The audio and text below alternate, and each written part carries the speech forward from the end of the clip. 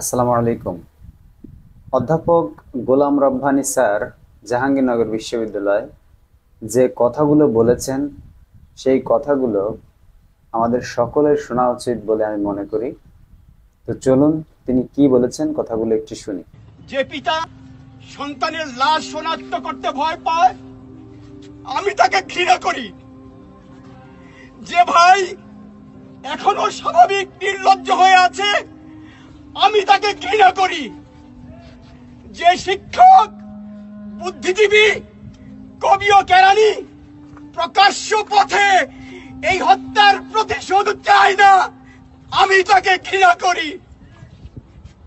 এই মৃত্যু পতাকা আমার দেশ না, এই জল্লাদের উল্লাস মঞ্চ আমার দেশ না, এই বিস্তীর্ণ শ্মশান আমার দেশ না, এই রক্ত স্নাত কসাইখানা আমার দেশ না।